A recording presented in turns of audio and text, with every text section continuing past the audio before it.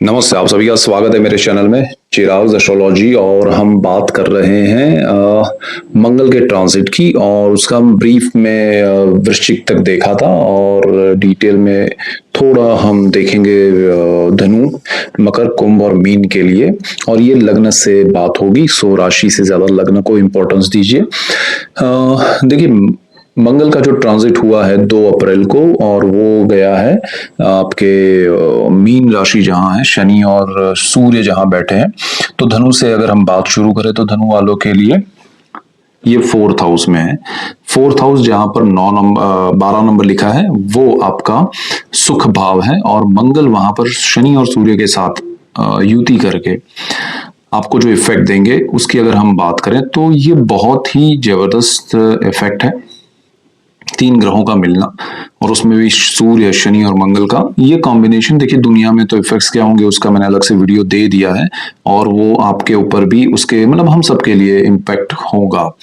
लेकिन आपके लिए अगर सजिटेरियस के हिसाब से हम देखें तो धनु राशि और लग्न के लिए सुख भाव में ये असर जो है वो आपके प्रॉपर्टी, जमीन, मकान, वाहन, माता और आत्मा के स्थान पे हो रहा है।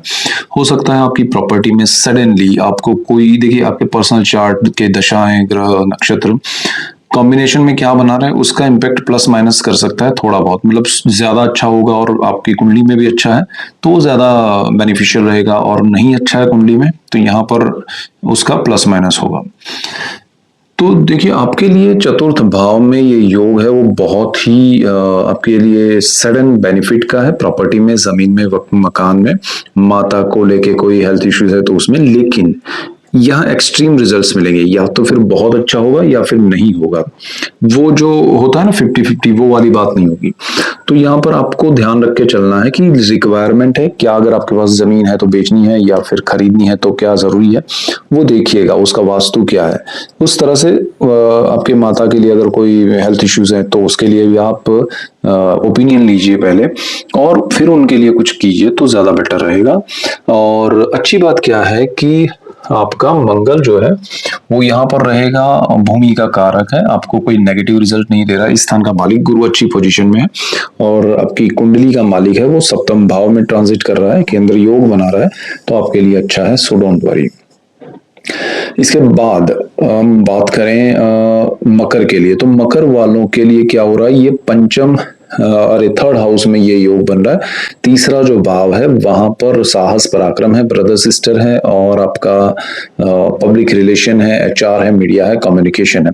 तो देखिए, मंगल अग्रेसिव प्लेनेट है, सूर्य शनि का कॉम्बिनेशन बना हुआ है, युति योग हो रहा है ये 3 ग्रहों का। तो ये आपके अचानक से बहुत सारे लोगों को ऐसी कोई महादशा रही, ऐसे ग्रहों के कॉम्बिनेशंस पर्सनल चार्ट में रहे तो वो सडनली उनको बहुत अच्छे मकाम पर ले जा सकता है। सडनली आपको एक पावर, एनर्जी, रुतबा दे सकता है ये कॉम्बिनेशन।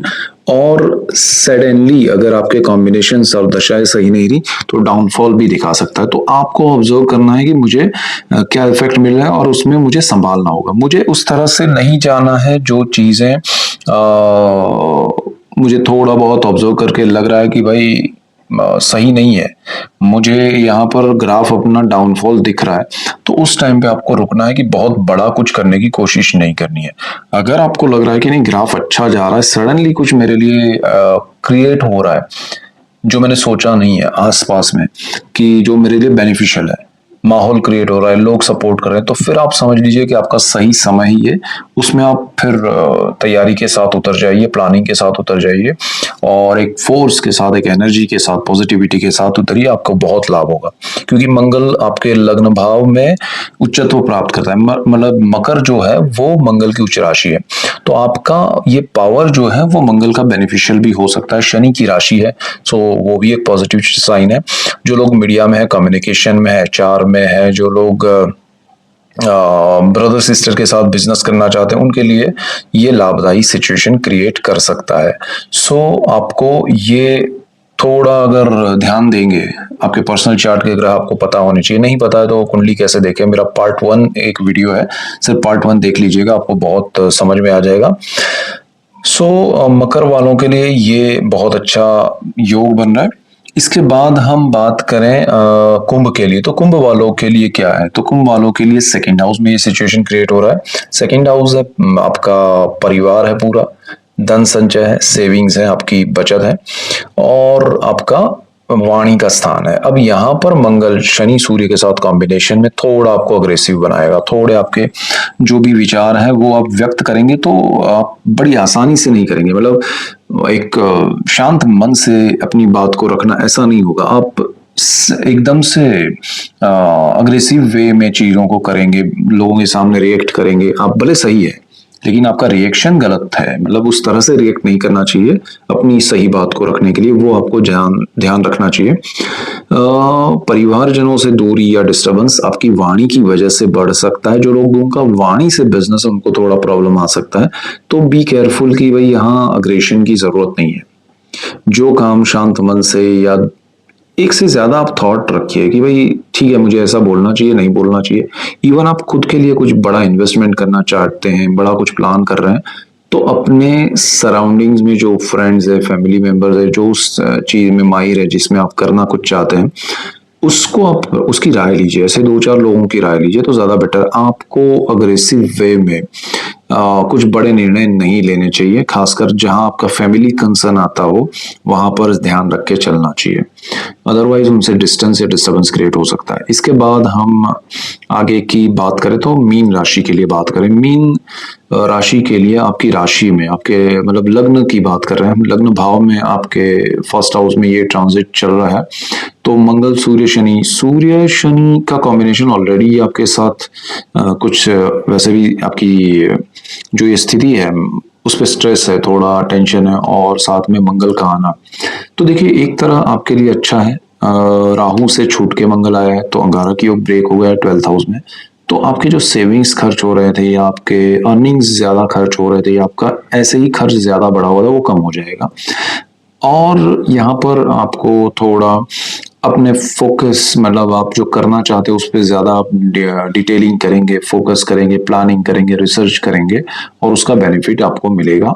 और यहाँ देखिए सूर्य और शनि का कॉम्बिनेशन मंगल की एनर्जी से, पावर से, अग्रेशन से और ज्यादा सही स्थिति में आपको पहुंचाएगा। जो लोग गवर्नमेंट में है, सरकारी नौकरी पाना चाहते हैं, उनके लिए अच्छा समय है। ये मंगल उनको सडनली गवर्नमेंट प्रोजेक्ट्स दिला सकता है, लाभ दे सकता है, भाग्य का सपोर्ट मिल सकता है, और मंगल आपको सुख की अनुभूति करा सकता है। आपके 4th हाउस में गुरु जो बैठा है, केंद्र योग कर रहा है, तो उसका भी आपको लाभ मिलेगा। तो आपका गुरु जो है उस आपकी कुंडली का मालिक है, आपकी जो मीन राशि है, मीन लग्न है, उसका मालिक है। तो ये कॉम्बिनेशन गुरु मंगल का लक्ष्मी योग भी कर रहा है। हो सकता है प्रॉपर्टी से, जमीन से, मकान से, वाहन से, माता से आपको लाभ होगा। उनकी हेल्थ को लेके अगर प्रॉब्लम्स हैं तो वो अच्छा होगा, माता से बॉन्डिंग बढ़ेंगे, आपको सडन कोई अपॉर्चुनिटीज मिल सकती है। और आपके निर्णय जो होंगे, आपका माइंडसेट जो होगा वो कॉन्क्रीट, फर्म और स्ट्रांग होगा। आप बहुत ही स्ट्रांग वे में आप खुद को पुट करने की कोशिश करेंगे। सो ये बेस्ट टाइम है आपके लिए। सो ये मेन पॉइंट्स से आप सभी के लिए। और चैनल पे नए तो सब्सक्राइब कीजिए, बेल आइकन जरूर दबाएं ताकि आपको तुरंत नोटिफिकेशन मिले और लाभ, और आप सबको लाभ होगा तो मुझे खुशी होगी। So that's it for today. Keep watching Chirag astrology. Thank you for watching. God bless you and good bye. Thank you.